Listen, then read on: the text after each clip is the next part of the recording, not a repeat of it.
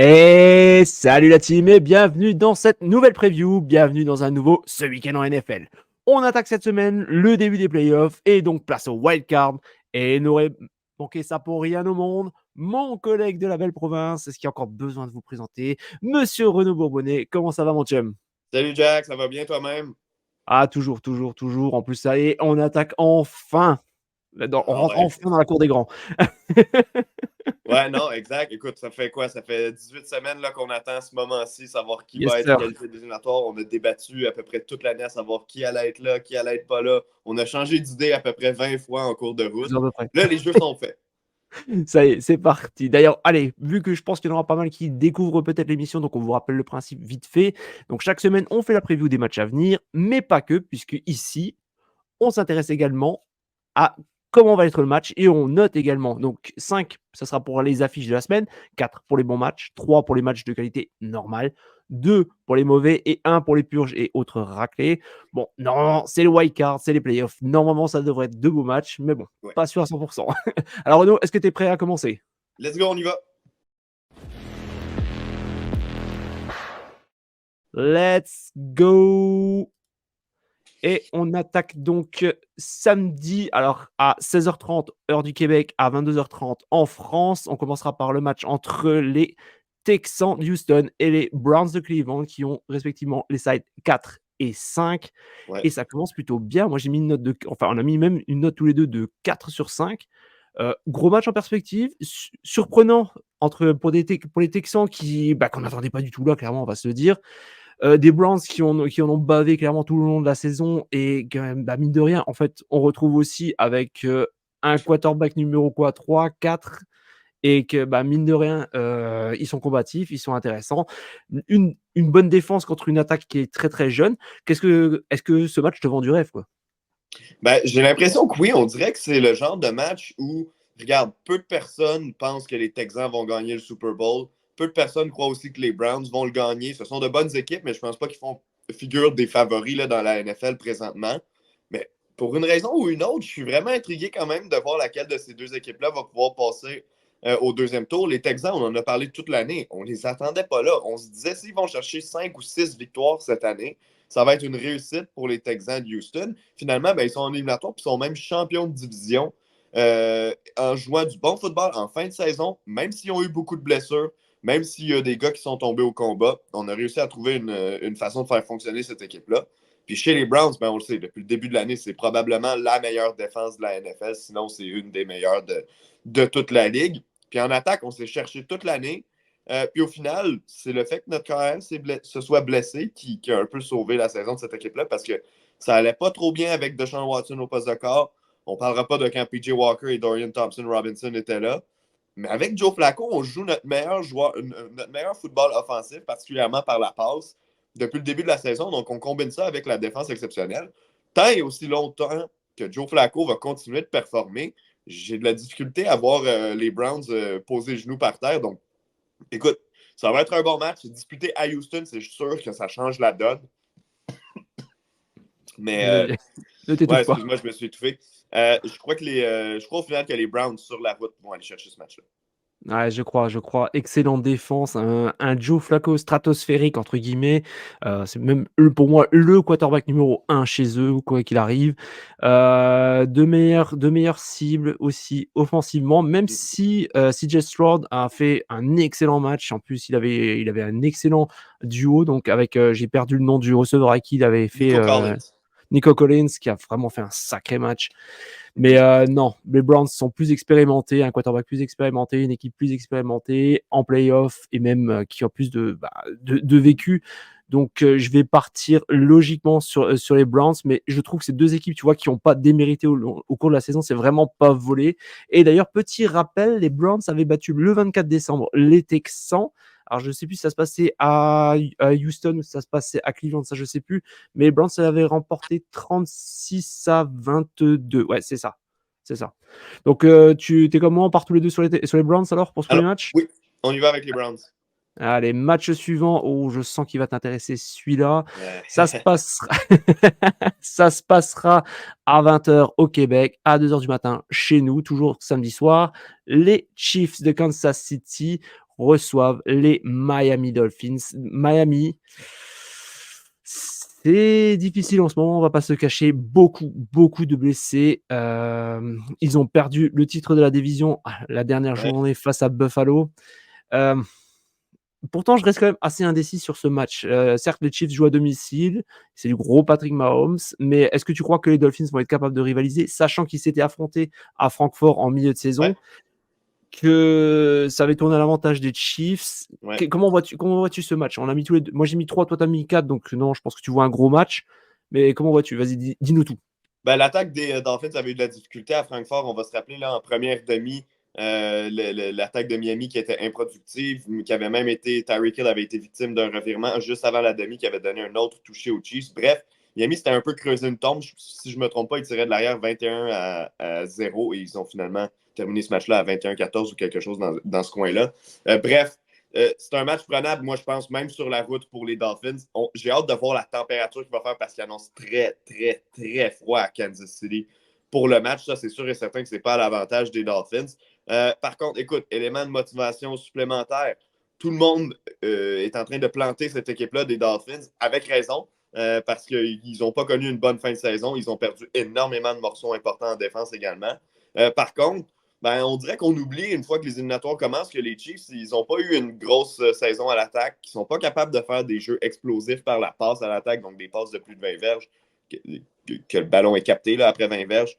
C'est difficile du côté de Kansas City à ce niveau-là cette année. Donc, si l'attaque de Kansas City n'est pas en mesure de marquer 21 points dans ce match-là, j'ai de la difficulté à me dire est-ce qu'ils vont être capables de le gagner. Et puis encore là, l'attaque des Dolphins qui a eu de la difficulté dans le premier match contre les Chiefs, elle va s'être adaptée cette fois-ci. Comment est-ce qu'on va aborder le cas Chris Jones qui avait connu un gros match contre Miami? Comment est-ce qu'on va aborder les éléments clés de la défense des Chiefs? C'est ce que je me questionne. Le fait que ce soit à Kansas City rend le match extrêmement complexe pour Miami, j'en conviens. Je vais y aller avec les Chiefs dans ce match-là. Ouais, en plus, il y a un truc assez important et assez intéressant, c'est qu'en fait, sur les sacs, en termes de sacs infligés, les Dolphins sont troisième avec 56 sacs infligés contre les Chiefs qui en ont 57. Donc, ça risque d'avoir pas mal de pression sur ce match-là pour les quarterbacks. Ouais. Do- Ouais. Donc, Puis,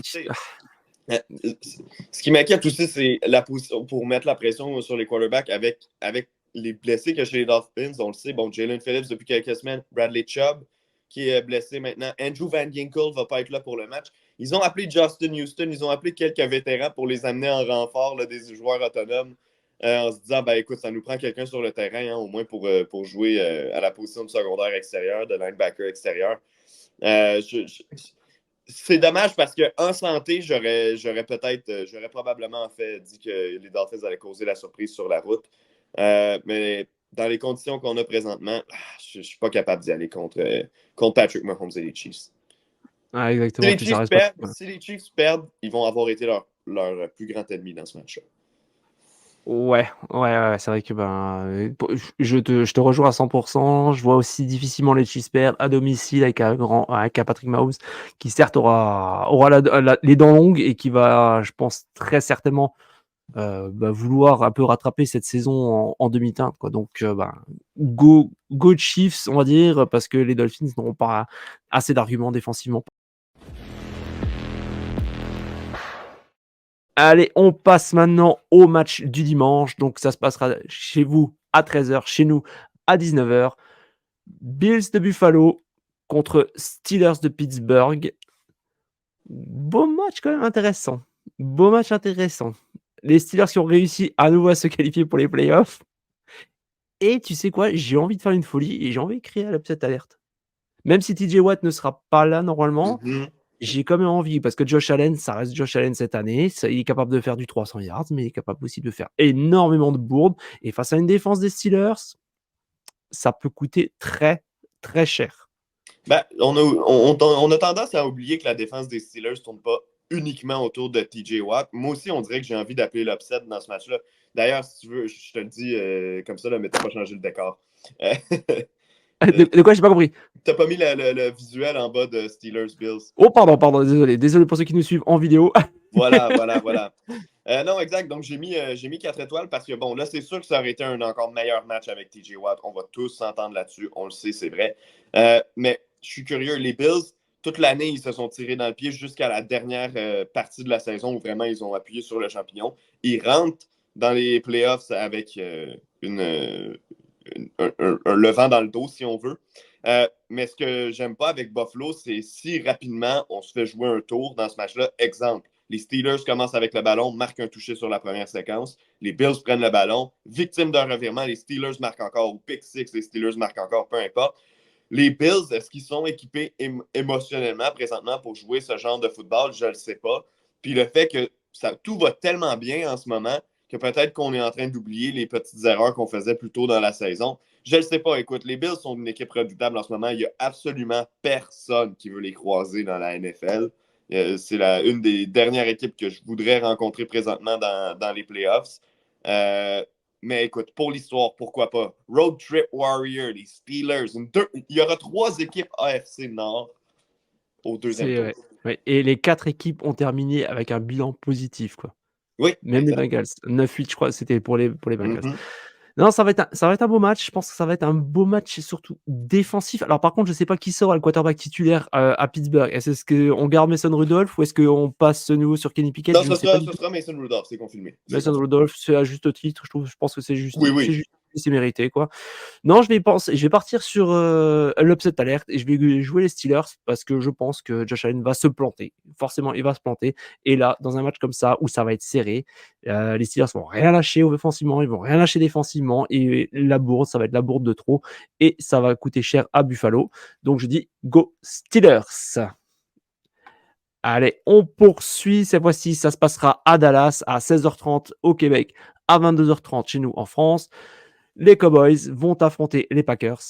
Packers qui ont réussi à décrocher cette année leur ticket pour les playoffs. L'année dernière, on a vu quasiment la même situation, mais c'était les Seahawks qui étaient passés et les Packers qui étaient passés à la trappe. Cette fois-ci, c'est l'inverse. Est-ce que tu penses... Alors, j'ai nouveau oublié de mettre voilà, le J'étais prêt à te visuel. le dire. Désolé. Alors, les Cowboys, donc, moi j'ai mis 4 ballons, toi t'as mis 3 ballons. Je sais pas, je suis en train de me dire que finalement, Dallas à domicile, ça fait plus de 2 ans qu'ils sont invaincus face à des Packers certes jeunes, alors qui sont capables de montrer des fulgurances, mais j'ai quand même du mal à croire qu'ils vont réussir à tenir la dragée haute longtemps face aux Cowboys, quoi. Tu as raison. Par contre, il y a une variable qu'il faut qu'on tienne, en compte. Ce sont les playoffs et ce sont les Cowboys. Donc, tout peut arriver avec cette équipe-là. On le sait, hein, combien d'années est-ce qu'ils étaient tellement Tu oublié forts à McCarthy. domicile? On pensait que c'était l'année des Cowboys et tout, et puis finalement, ils se sont écroulés. Écoute, j'ai mis 3, j'aurais pu mettre 4, honnêtement. Tous les matchs vont être bons là, ce week-end. J'aurais pu mettre 4 ballons pour la prévue de ce match-là. Qu'est-ce que je suis curieux? Ben, c'est évident que c'est la narrative des Packers, pas des Packers, des Cowboys qui intéresse parce que là, si ça ne fonctionne pas cette année, qu'est-ce qu'on fait avec cette équipe-là? On a tout fait, là. On a tout essayé. On a rentré du talent à peu près partout. À toutes les années, on essaie des choses différentes, puis ça ne fonctionne juste pas. Donc, difficile de faire une analyse profonde sur cette équipe-là. On les connaît. C'est une équipe qui, quand elle joue à son meilleur, ils sont dominants, les Cowboys de Dallas. Puis on se retourne vers les Packers. Oui, tu as un jeune carrière, mais tu as surtout un jeune groupe de receveurs, tous des gars de première ou deuxième année, genre presque littéralement, là, Romeo Dobbs, Christian Watson quand il est en santé, les Dontavian Wicks, Jalen Reed également qui est là. Donc, c'est des gars qui font tous du bon travail. Mais maintenant, lequel de ces gars-là va se lever une fois en éliminatoire? Luke Musgrave, le tight end, un autre exemple. Lequel de ces gars-là va se lever une fois en éliminatoire pour faire un gros jeu, pour faire la différence, pour que cette jeune équipe-là des Packers ait à prendre une semaine de plus sur la route dans un match de playoff? Moi, je ne pense pas que c'est impossible que les Packers gagnent ce match-là. Ceci étant dit, je n'ai pas le choix d'y aller avec les Cowboys. C'est vraiment une puissance dans la Ligue cette année. Pour moi, ils sont les favoris là, présentement dans ce match-là. Mais je ne suis pas prêt à peser sur le bouton snooze avec les Packers. Et je sais pas si je crois pas que tu l'as mentionné, mais tu as Aaron Jones aussi qui a quand même fait encore, la Oui, semaine dernière, une très belle performance, qui a atteint à nouveau oui, les 100 yards. J'ai l'impression qu'on a trouvé un peu un rythme côté à Green Bay. oui, Après surtout. le jeu au sol, ça avait été très difficile en début de saison. Aaron Jones, comme tu dis, bon, il a été blessé pendant une partie de la saison, mais là, il termine la saison avec ses meilleurs matchs. C'est de bon augure parce qu'on va avoir besoin du jeu au sol. Parce que tu peux pas penser gagner un match peut-être en éliminatoire, mais plusieurs matchs sans être capable de contrôler un peu le cadran en fin de rencontre. Quand tu vas affronter des bonnes équipes, ce sera impératif. Là, il faut que tu réussisses à écouler le temps convenablement. Avec un jeu au sol, avec ce que les Packers ont présentement, j'ai un peu plus confiance que je l'aurais eu il y a quelques semaines. Après, on a négligé un autre aspect qui pourrait faire, toute la différence, c'est les coachs. McCarthy contre Matt LaFleur. Ouais, c'est vrai, t'as raison. McCarthy, l'ancien coach des Packers, hein, des retrouvailles éliminatoires, donc pour lui. Non, ça va être intéressant à suivre. Pour Matt LaFleur, ben écoute, il y a beaucoup de pression sur Matt LaFleur. Rappelle-toi, les deux défaites au NFC Championship pour commencer. Là, l'an dernier, on s'est raté les éliminatoires au dernier match de la saison. Là, s'il se fait sortir au premier tour, je te dis pas qu'il va perdre son emploi, mais je me demande si la pression. Je pense qu'il va commencer la prochaine saison sur un siège éjectable. Ouais et puis, de toute façon, les 2 coachs sont capables de mettre leur équipe, littéralement dans la merde tout seuls, quoi. C'est Ouais, vraiment c'est ouais. vraiment un aspect attention, quoi. C'est vraiment 2 coachs qui Hey, sont capables de faire la différence, mais dans le mauvais sens, quoi. ouais, et puis à surveiller, le batteur des Cowboys, Brandon Aubrey, recrue, parfait cette saison, a raté aucun placement. Puis je me souviens un match où il a réussi un placement de 60, puis quelques minutes plus tard, un placement de 59 verges. Euh, Batteur qui n'a pas raté un placement de l'année, qui bat des records, nommé première équipe All-Pro à son année recrue, je ne le sais pas. Dernier jeu du match, s'il y a un botté, puis que les Cowboys en ont besoin pour gagner le match, à ce moment-là, je mettrai mon argent sur les Packers. Je sais pas, j'aime pas la logique voulant qui continue d'être parfait. Là, ce que tu me dis là, ça me fait penser à un certain Evan McPherson, le kicker des Bengals, quoi. Ouais, c'est vrai. Ouais T'as et qui avait raison. réussi aussi une très bonne saison. Alors peut-être pas parfaite, je me rappelle plus, mais qui Ouais, avait fait une puis très ben, bonne il saison. avait connu de bons éliminatoires aussi. Il avait Ouais. donné des bottées pour la victoire. Ouais, mais écoute, c'est arrivé souvent au travers les ans des botteurs qui étaient parfaits, puis à un moment, on ratait un botté. Voilà. Donc du coup, Cowboys pour toi, Cowboys pour moi alors. Oui. Allez, c'est validé, c'est noté. Match du Sunday night, donc ça se passera à 20h chez vous, à 2h chez nous. Les Lions accueillent dans le Ford Field, dans le Michigan, les Rams de Los Angeles. Surprenant Rams, surprenant Lions entre guillemets. Heu, on a mis la note de 5 tous les 2. Je Mhm. on est d'accord, c'est le match de la semaine, quoi. C'est le match de Sur le la papier, semaine. c'est le match de la semaine. Ça va être un spectacle de malade, ce match-là à Détroit. De un, depuis combien de temps que les gens à Détroit attendent ça? Donc, je m'attends à ce que l'atmosphère soit complètement débile au Ford Field de Détroit. Je te cacherai pas que j'ai regardé en ligne pour voir si il y avait des billets assez abordables, voir si je pouvais pas me déplacer. Oublie ça, c'est impossible de rentrer dans le stade là-bas. Plus le déplacement, mais ça je l'aurais risqué. Mais retrouvailles entre Matthew Stafford donc, et les Lions à Détroit en éliminatoire. On se rappelle que Matthew Stafford n'a jamais gagné un match éliminatoire avec les Lions. Il a participé 3 fois à des matchs, il les a perdus les 3. Mais là, on dirait que pour Détroit, on le sait comment on s'est amélioré depuis 3 ans, depuis que Matthew Stafford a quitté. Ça a commencé très mal quand Dan Campbell est devenu entraîneur. Puis ben, au fil des ans, on a vu chaque semaine cette équipe-là s'améliorer pour devenir l'équipe qui allait aujourd'hui, c'est-à-dire un champion de division, une équipe qui va accueillir un match à domicile. Puis surtout, une attaque extrêmement explosive. Euh, mais sachant tout ça, est-ce qu'on peut passer la barrière psychologique de se dire non, on n'est pas satisfait de juste participer aux éliminatoires. On veut quelque chose de gros, puis on veut le faire contre. Ça va être un match. J'essaie de formuler ma phrase. C'est un match que les gens de Détroit vont se rappeler extrêmement longtemps s'ils le gagnent. Non seulement pour la victoire éliminatoire qu'on attend depuis extrêmement longtemps, mais de le faire contre le joueur qu'on pensait qui était celui qui allait nous permettre de justement passer par-dessus ce défi-là. Je trouve ça extrêmement impressionnant. La narrative est bonne. Les Rams, je l'ai dit toute l'année, j'adore regarder cette équipe-là. Ils m'ont surpris cette saison. Le porteur de ballon, Kyron Williams, pour moi, est un joueur étoile. Il est le joueur qui a fait la plus grosse différence chez les Rams, selon moi, cette saison. C'est sûr que si tu enlèves Matthew Stafford, bien sûr, mais au-delà de Puka Nacua, selon moi, ce que Karen Williams a fait d'établir un jeu au sol chez les Rams, qui était quelque chose qu'on recherchait depuis longtemps, rappelle-toi. On pensait que Cam Mhm. Akers était la solution pour le jeu au sol il y a quelques années. Ça n'a jamais fonctionné comme ça fonctionne en ce moment avec Karen Williams chez les Rams.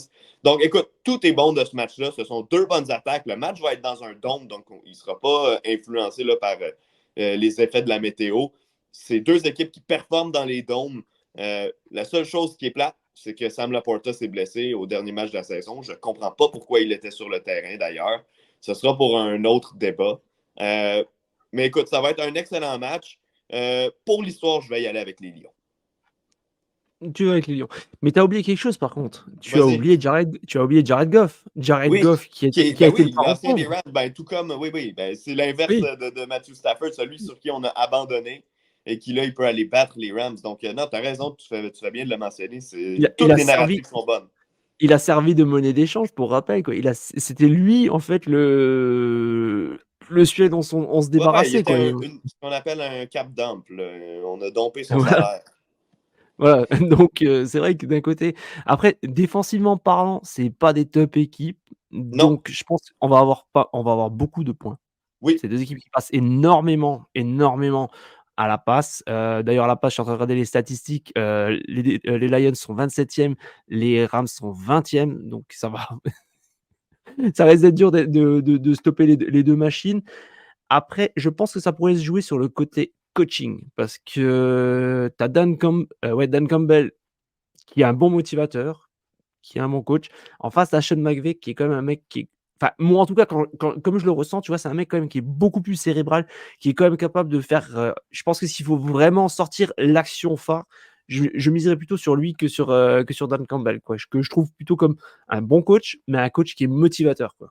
Je sais pas si tu me Oui, rejoins sur ben, je suis ce d'accord ça? avec toi. Là, on s'en était parlé quelques fois. Dan Campbell, clairement, c'est sa plus grande qualité. Il est bien entouré, par contre. Hein, Ben Johnson, son Oui. coordonnateur offensif, va fort probablement devenir entraîneur-chef l'an prochain. Du moins, il est parmi les très, très bons coordonnateurs à l'attaque de la NFL. Euh, mais dans un match, tu vois, on a parlé tantôt du parcours des Lions, puis je parle pas juste du parcours depuis 3 ans, mais l'historique de cette équipe-là. On s'est habitué à la médiocrité et tout. Puis on dirait que on connaît tellement l'importance de ce match-là, du retour des éliminatoires à Détroit, dans la ville de Détroit, le Old Ford Field, on dirait que je ne peux pas imaginer un entraîneur mieux que Dan Campbell pour ce genre de situation, au sens que son speech avant le match dans le vestiaire, qui va assurément être transmis à la télé ou sur le web, va être malade. Puis quand les joueurs vont sortir sur le terrain, qu'il va y avoir du gros bruit, je ne sais pas, il y a quelque chose en moi qui se dit qu'il y a trop d'impondérables en faveur des Lions. Ils n'ont pas le droit d'échapper ce match-là. Je suis juste convaincu qu'ils vont le gagner. Ouais, c'est vrai, tu à juste titre, c'est vrai, tu justifies bien ton truc, j'aime bien ton argumentaire. Effectivement, je suis, 100 d'accord avec toi. C'est vrai qu'une f au Ford Field, en plus, avec vu comme il motive ces mecs, ils vont sortir avec la rage dans la panse, comme on dit chez nous et bah, je vais partir aussi quand même sur les Lions, mais je pense que ça peut être vraiment le match de la semaine et si vous aimez Oui, bien les bonnes attaques, vous allez vous régaler, vous allez vous régaler. Allez, et on termine déjà, j'ai envie de venir par le Monday Night qui aura lieu donc alors à 20h au Québec, à 2h chez nous en France.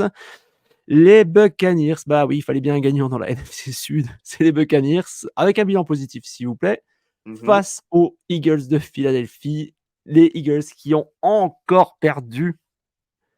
Heu, est-ce que tu arrives à trouver toi un potentiel vainqueur? Enfin, est-ce que tu trouves qu'il y a vraiment un vainqueur ou un favori dans ce match? Ben, écoute, première des choses, ça va être un bon match parce que c'est un match éliminatoire, mais entendons-nous, c'est le match sur lequel je suis le moins excité là, pour le week-end présentement. Les Buccaneers, voilà le problème avec eux. Bon, ils ont fait les éliminatoires, ils ont remporté le championnat de leur division qui était visiblement faible. Euh, il y a 2 semaines, les semaines 15 et 16, les Buccaneers ont probablement joué leur meilleur football de la saison. Je me rappelle le match notamment à Jacksonville où ils ont sorti Trevor Lawrence du match complètement. Ils ont pris les devants quelque chose comme 30-0. Oui, exact, 30-0 contre les Jaguars ouais, à Tampa Bay. Et puis, je me disais, waouh, là, ils sont vraiment sur leur élan. Ça fait 2 matchs de suite qui sont complètement dominants. Ils ont trouvé un air d'aller, puis ils vont rentrer dans les éliminatoires euh, de façon très, très puissante. Et puis là, la semaine suivante, on se fait complètement éclater par les Saints, mais surtout, on court à notre propre perte.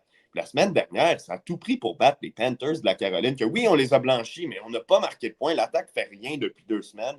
Puis on dirait que ça ne m'inspire pas du tout pour les Bucks. Ceci étant dit, ils ont peut-être trouvé le bon adversaire dans les circonstances, parce que chez les Eagles, c'est entre les deux oreilles là, le problème présentement. Puis on ne pourra pas me faire croire le contraire. On rate des plaqués en défense constamment. L'attaque est victime de revirements. Ça ne fonctionne pas. Il, il, Comment est-ce que cette équipe-là a pu commencer la saison 10-1? Comment est-ce qu'on a pu évaluer cette équipe-là en disant c'est la meilleure équipe de la NFL cette saison? On dirait que présentement, je ne suis pas capable de voir comment cette équipe-là peut rehausser son niveau de jeu d'un cran. Le moral est dans le tapis, donc ça va mal à Philadelphie. Puis en plus de ça, notre KR a un doigt qui, là, les détails, on verra, puis on verra à quel point sa participation sera limitée dans le match, mais dans tous les cas, avec la blessure qu'il a subie au doigt, Jalen Hurts, même s'il joue, on s'entend, il va être affecté par sa blessure à la main. Donc, on dirait que j'ai vraiment pas confiance aux Eagles dans ce match-là. J'ai le goût de prendre les Buccaneers, mais plus par pitié que pas par pitié, mais plus par le fait que les Eagles me dégoûtent complètement présentement. Mmh.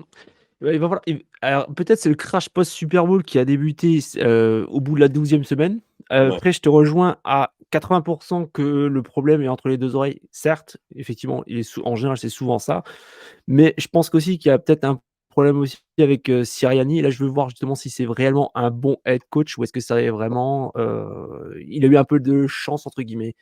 Parce que Mhm. là, c'est à lui aussi de remotiver ses gars et est-ce qu'il en est capable? Ça, c'est une bonne question parce que tu vois quand même les défaites qu'ils ont eues, là, ils ont perdu contre les Giants, quoi, les Giants Ouais.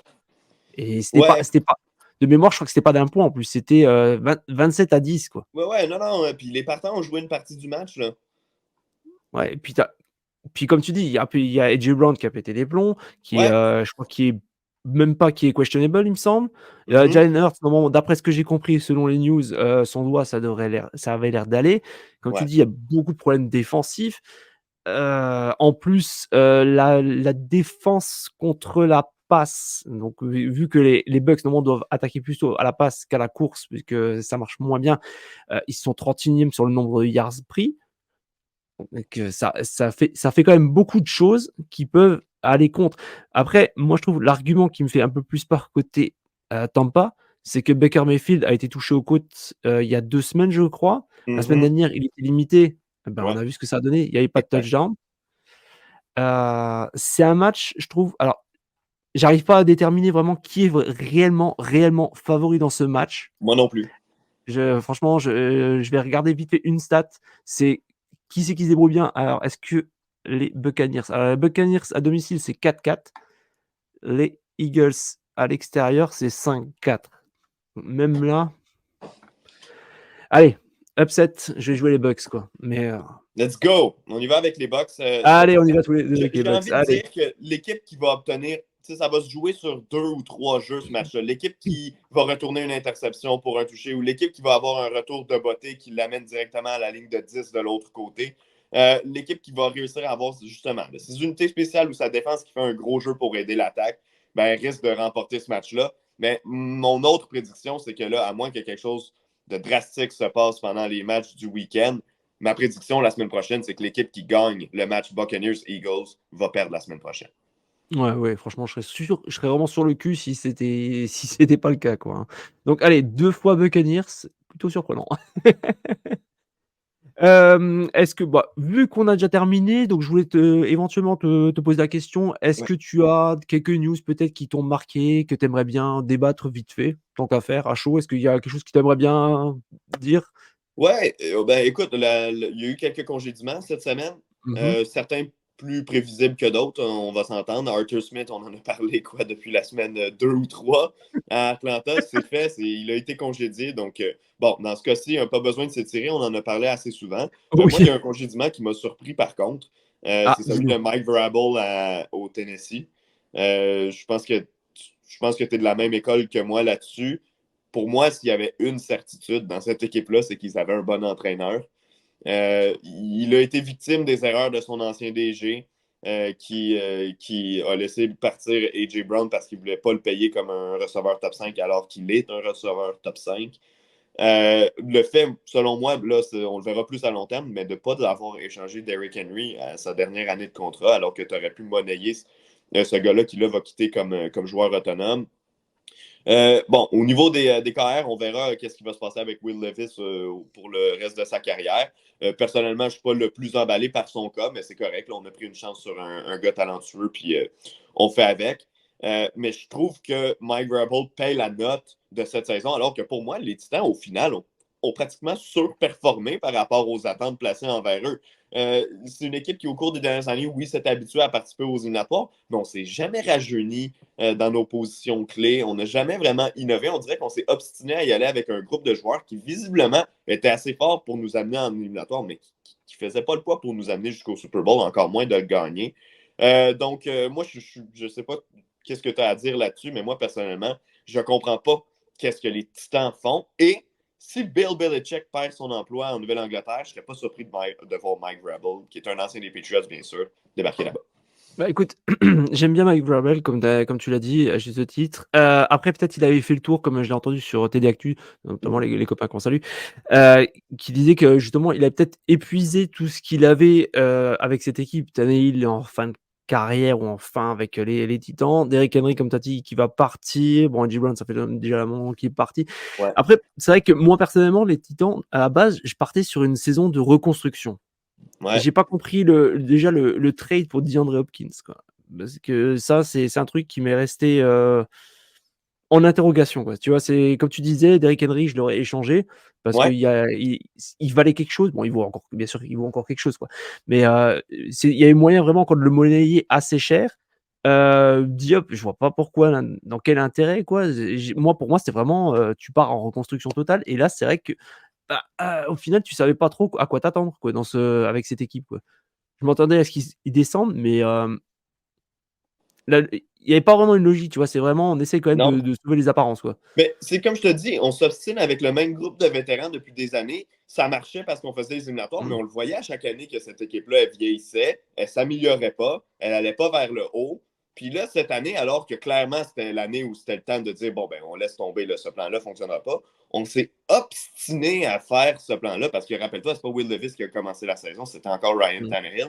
On s'est obstiné à continuer de pousser dans la même direction alors que clairement, là, on avait eu des signes au cours des 2 dernières années. Il faut passer à autre chose chez les Titans. Une fois qu'on a échangé A.J. Brown, on aurait dû assumer qu'on passait à autre chose. Si tu voulais continuer avec ton groupe puis faire un dernier push, qui je pense n'aurait pas fonctionné, il fallait que tu conserves les services de Brown puis que tu construises autour de ce gars-là, pas autour de Tannehill et de Derrick Henry qui sont des gars en fin de carrière. Mmh. Par contre, concernant Bill Belichick que tu as parlé, j'ai eu comment dirais? Un un courant d'air dans le dos, une petite chair de poule quand, j'ai entendu que, Robert Kraft attendait un plan de sa part de reconstruction de l'équipe et que peut-être il aurait été cité un certain Josh McDaniels. Ah oui, hein, comme coordonnateur à Je l'attaque. t'avoue que j'ai eu un frisson de terreur qui m'a emporté, quoi. Honnêtement, on dirait que j'ai de la difficulté avec voir. De un, Josh McDaniel est payé des millions pour rien faire en ce moment. Mais de deux, c'est que là, c'est parce que ça fait combien de fois qu'on ramène Josh McDaniel? Est-ce que Robert Kraft va vraiment acheter ce plan-là? Est-ce qu'il va se dire, ben là, ça, c'est un plan qui fait très année 2000, année 2010? Ah, par contre, je veux le bordel, quoi. Je ne le sais pas pour le vieux Bill. C'est dommage parce que sa défense a vraiment bien performé cette année. Comme vraiment bien. Puis c'était le cas aussi l'an dernier, c'est que son attaque était incapable de faire quoi que ce soit. Euh, et, et là où Bill Belichick a peut-être besoin d'aide, je pense qu'on en a parlé la semaine dernière, mais c'est au niveau du recrutement. Ça a été Mmh. des repêchages extrêmement difficiles, surtout pour les joueurs offensifs pour Bill Belichick dans les dernières années. Puis j'ai même envie de dire historiquement. Peut-être qu'il y a un conseiller pour l'aider à faire de bonnes sélections, mais même là, des bonnes sélections, ça ne reconstruit pas une équipe en un an. Je veux dire, oui, ça se démontre rapidement au football au sens que l'effet des recrues est ressenti immédiatement. Mais euh, on ne refait pas l'alignement de 53 joueurs avec un repêchage. Donc, écoute, je suis curieux de voir la suite pour le bon vieux Bill. Chaque jour qui passe, est une journée où il est plus sûr de garder son emploi, mais écoute, comme tu le sais, il ne sera pas congédié. Ça va être un accord mutuel entre les deux ou, hey, si on est chanceux, peut-être une transaction. Mmh. Je trouve que, tu vois, l'idéal encore à la rigueur, ça serait que Vrabel arrive en tant que coach principal et qu'à la rigueur, bon, je sais pas si ça serait possible, quoi, mais je trouve qu'à la rigueur, ce qui serait bien, c'est qu'on garde le Bill pour le conseiller et en tant que coordinateur défensif. Parce que je Mais trouve est-ce que que Bill va vouloir faire ça? C'est voilà, ça la c'est ça, c'est ça. Mais je trouve dans l'idéal, pour moi, tu vois, mon scénario encore idéal, ça serait que, voilà, il est derrière, il lui donne encore quelques ficelles et tout, parce qu'il y a quand même encore des trucs intéressants à prendre de Bill Belichick, quoi. Et que c'est Vrabel qui gère vraiment l'équipe. Bilou qui est à la défense parce qu'il est capable de faire des fois avec n'importe quoi, il est capable de te faire une défense de fer. Mhm. Il y a quand même de bons éléments en défense. Après et effectivement comme tu dis, quelqu'un vraiment de capable qui pour faire vraiment une bonne draft, une bonne free agency, mais au niveau de l'attaque parce que clairement c'est là où ça pêche, quoi. Ben complètement. Puis c'est pas Mmh. juste le carrière. Oui, c'est un problème là, au poste de carrière. Puis là, on a le troisième choix au total, donc c'est une bonne nouvelle pour les Patriots. Mais ça reste que même autour, là, au niveau des porteurs de ballon, au niveau des receveurs, il n'y a rien d'impressionnant dans cette équipe-là. Il faut renflouer les coffres là, en ce moment. Mmh, mmh, mmh, mmh, mmh. Voilà. Est-ce que tu avais encore éventuellement une autre, news que tu voulais parler ou est-ce que Ben, dernier truc, en fait, oui, vas-y, Dennis vas-y, fais-toi Allen, plaisir. pourquoi est-ce qu'il a encore un emploi? Ça fait 2 ans que toi et moi, on essaie de le congédier. Puis là, ben, je m'excuse, mais ces joueurs, à la fin du match, ils ont complètement désobéi en marquant sur la formation victoire, ce qui est un complètement non-sens. Là. Tu peux pas faire ça. Si tu veux marquer à la fin, continuer de taper sur la tête d'un rival de division, pas de problème, mais donne une formation d'attaque. Là. Tu ne vas pas faire la formation victoire puis aller marquer un toucher. Ça se fait juste pas. Puis c'était pas Dennis Allen qui l'avait commandé, c'est les joueurs qui ont décidé de le faire. Je comprends pas qu'après un scénario comme ça, tu peux dire oui, je vais garder mon entraîneur, les gars ont le goût de se défoncer pour ce gars-là. Heu Alors que tu viens d'échapper ta place en éliminatoire, je peux pas me l'expliquer. et c'est pas tout parce qu'en plus, s'il part, est-ce que tu as entendu éventuellement qui c'est qui pourrait, prendre? Non, je t'écoute. Attends, non, j'ai plus son nom. L'ancien coach des Raiders là, qui a été viré, qui avait signé un contrat de 10 ans. John Heu, Gruden? John Gruden, voilà, je trouvais plus son Ah nom. oui, ok. Oh wow. Ouais, waouh! Le pauvre Derek Carr surtout, j'ai envie de dire dans ces cas-là. Mais il y a un gros chantier à faire hein, chez les Saints aussi. Ils défoncent le plafond salarial en ce Oui, moment, la c'est prochaine une tradition saison. ça. Et ils ont une équipe ordinaire. Donc, il va y avoir des changements, moi, je pense, en Nouvelle-Orléans. Puis ça se peut que l'an prochain, ce soit une certaine année de transition où, justement, on doit absorber du montant sur la masse, peut-être avoir moins de talent sur le terrain afin de mieux reconstruire. Mais je serais pas surpris qu'il y ait de gros changements là, chez les Saints, autant chez les coachs, parce que c'est pas fini. Là, Dennis Allen peut encore se faire congédier, mais aussi au niveau du personnel de joueur. Ouais, ouais, mais bon, je t'avoue que le nom pour remplacer me fait un peu plus peur encore quoi, donc Ouais. je sais pas trop. Je sais pas si c'est une bonne idée. D'ailleurs, est-ce que tu avais vu un peu les déclarations entre guillemets de Aaron Rodgers qui avait dit: «Il faut arrêter les conneries». Non, je t'écoute. Parce qu'en fait, justement, il se disait comme quoi c'était pas bien cette année, qu'il va falloir, qu'il y a un plan, mais en fait que finalement il y a pas de enfin, selon lui, il y a pas de plan, qu'il allait le dévoiler à la télé. C'est un bon teaser ce gars, mais je pense Ouais. qu'il est en train de refaire les mêmes merdes qu'il était en train de faire Ouais, aux ouais, Packers. écoute, oui, je sais de quoi tu parles, puis oui, t'as raison, je suis un peu. Aaron Rodgers est devenu littéralement une figure de culture populaire plus qu'un joueur de football. Il n'a pas Ah, joué cette année. Mais t'as raison, puis tu dis l'an dernier, mais les quoi? 4 dernières années, là, la saison morte tournait autour d'Aaron Rodgers, de qu'est-ce qui se passe, est-ce que tu vas rester, est-ce que tu vas pas rester? Ça discute avec les Packers, finalement, bon, on ouais, sait que l'an dernier, il a changé aux Jets, mais ça suffit, là. Ça suffit. Ce gars-là peut pas étirer le tease tout le temps nous demander, nous faire attendre sur ce qu'il va faire. Ben, c'est-à-dire que oui, il peut, il le fait. Mais moi, à un certain point, je décroche aussi de ce genre de truc-là parce que ben, tu nous le diras quand tu seras prêt à le dire. Là. On ne peut pas, à toutes les semaines, commencer à s'attarder à ton cas tout le temps. Surtout qu'à ce point-ci, on s'entend que niveau actualité, Aaron Rodgers, ben, c'est assez mort parce qu'il n'a pas joué de l'année. Donc, on se verra en septembre, Aaron, puis on parlera de football rendu. ouais, parce que moi, tu vois, le problème, c'est justement, j'ai plus peur pour les Jets et leurs fans qu'en fait, ça va leur coûter la belle reconstruction qu'ils étaient en train de faire. Mhm. à cause justement à cause de lui qui va peut-être pas rapporter grand-chose et qu'au final, ben, les chances, les bons joueurs qu'ils avaient réussi à repêcher les derniers temps et ben, il y a tout qui va péter, qui Ouais, va leurs se barrer contrats vont pour rien, s'envoler. quoi. Ouais, c'est ça en fait ma frayeur avec Aaron Rodgers, quoi. Voilà, bah, écoute Renaud, est-ce que tu peux nous dire où est-ce qu'on va t'entendre cette semaine, enfin ce week-end sur les matchs de RDS ou pas du tout? Non, pas du tout. Je vais être en train de regarder ça comme tout le monde. Donc, bon playoffs à tout le monde. Je vais avoir une bonne bière dans les mains, puis j'espère que vous aussi. Ça marche et ben, voilà, ben, on vous souhaite de bons matchs, de bons playoffs, de bons wild cards. On vous dit à la semaine prochaine et n'oubliez pas de suivre aussi les autres émissions. Voilà, sur ce, à mercredi prochain. Ciao la team! Salut tout le monde!